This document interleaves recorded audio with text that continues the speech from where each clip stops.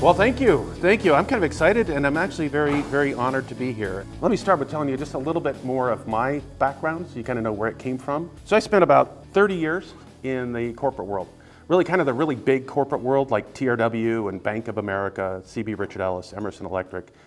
And in 2010, I was affected by the Great Recession just like everybody else. The company I was with decided to move to Dallas. I didn't really want to move to Dallas. I had the opportunity to, but I had kids. I have 4. So it really didn't make a lot of sense. And I was kind of ready for something different. And so I did some searching and I found the Focal Point coaching practice. And I looked at a couple other things, but really I found that I have a heart for coaching, helping other people be successful. And I've coached, think about it, Little League, soccer, but now it's business coaching. And that's really where my focus was. And I've been in this business coaching space for the last 12 years,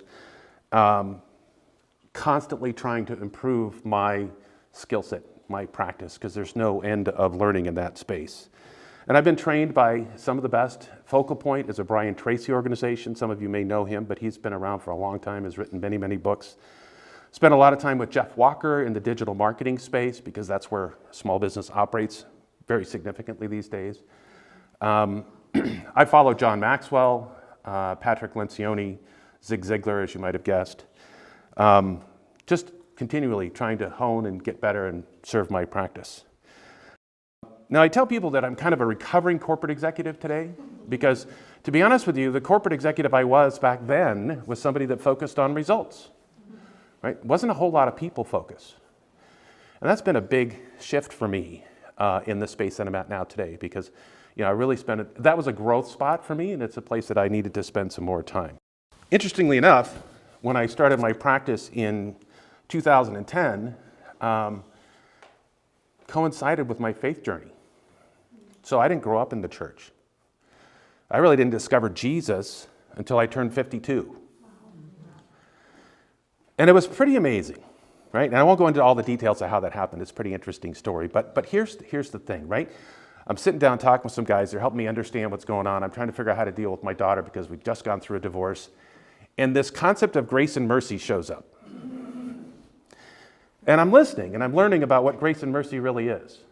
And I'm like, you mean that I've been on this planet for 50 years, and I've never heard of that? You guys see the Kevin Hart Alexa commercial? What? You got to be kidding me. It was life-changing for me, right? A big sense of peace, calm. It was just remarkable, amazing. And I'm like, how can I go through 50 years? We're not talking like a couple years, 50 years, and not really understanding that. And so I became a seeker, really, and I became, I dug deeper and deeper. I got baptized, taken courses, classes. I was with Dallas this weekend in an event, actually here. So this is my 4th time here in the last week. A couple years ago, my life ran into a storm.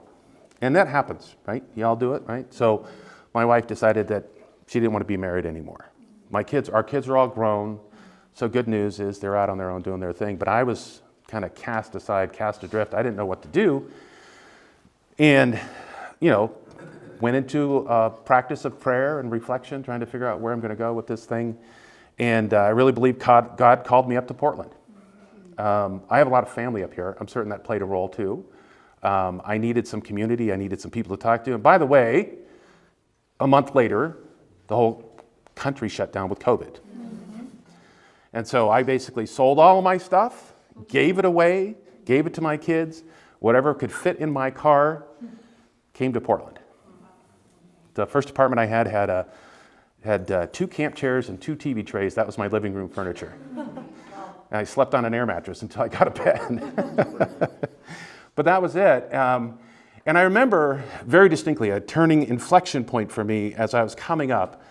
I had left 6:30 in the morning, and I traveled Coast Highway for 4 days to get up here because I just kind of wanted to experience some things. But about an hour north of Los Angeles, Malibu, and I'm on Pacific Coast Highway, got the ocean on the left, mountains on the right, sun's come out of the mountains, it's really pretty. And I had this conversation with God. I said, I have no plans. I don't even know what I'm supposed to be doing here. So whatever you want me to do, I'm yours. Don't have it. And this whole time up here has been just this series of experiences, meeting Dallas, being here. I feel this is where I'm supposed to be. And this is why I'm really honored to be here and spending some time with you guys today. So late last year, and I had to go through that divorce and go through this, and there were a lot of challenges and issues in here, financially, all of those things. But late last year, I sort of felt called by God, it's time to start doing something. It's time to start figuring out what to do. And I engaged somebody to help me work through that process, and I recommend that to anybody. If you've got those kind of challenges, people can help you. And the term LifeShine came up. I wanted to leverage my coaching practice, but I wanted to integrate my faith a lot more distinctly. Because again, in my business coaching practice is probably mostly secular. Not to say that there weren't anybody that were following Jesus and believers, but I really wanted to move deeper into a Jesus relationship with my clients and the type of material that I did. And so somewhere in the process, I was reading the Bible, and I'm reading Matthew 5:16, and it says, "Let your light shine before others on your good deeds and glorify our Father in heaven." And that stood out to me. It's like, how can I help people let their light shine brighter? How can I help them? Because I think, and we're going through a pandemic, and it's kind of a crazy world. It's certainly way different today than it was 3 years ago.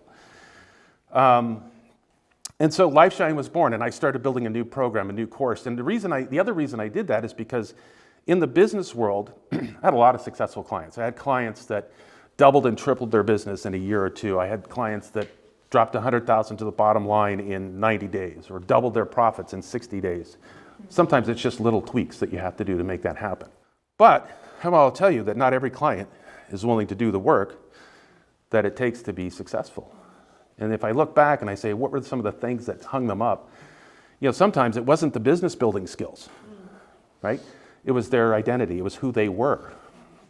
Sometimes it was their relationships with other people, in particular their family, and their inability to manage those relationships effectively.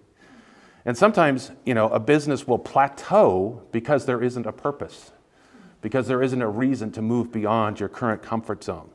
Your purpose will take you into that place. And so with LifeShine, I built, essentially it's a 4-facet program, and it includes a section on unique identity and fulfilling relationships. Still includes successful business and career, but it also includes a generous legacy, which is your purpose. That's your place there, right? So I really felt that was really important. And in that process, as I'm working through this, I actually had a chance to spend some time with Eric, and he was talking about a generosity coach. And I said, wow, what is that? And I began to kind of dig into that. And I realized that that's the place where I really want to be. Generosity. Generosity to me is love. Generosity is focusing on the other person. Generosity, very simply, the definition is to, deliver something that's greater than customary or expected. Right? So if there's anything I ask you to take away today, is this generosity concept. Right? How can I be more generous? But it's not just in money, right? It's in behaviors, it's in attitudes, it's in relationships. You got to be generous to yourself too, right? You got to take care of yourself. You got to learn. You got to continue to grow. So I really want you to. That's the one theme today that I'd love to have you take away is this concept of generosity. And so I created the name of the program now is the LifeShine Generosity Success Program. It's all based on 5:16, but with this theme of generosity that kind of is the glue that holds everything together. Really, life is bigger than just business, right?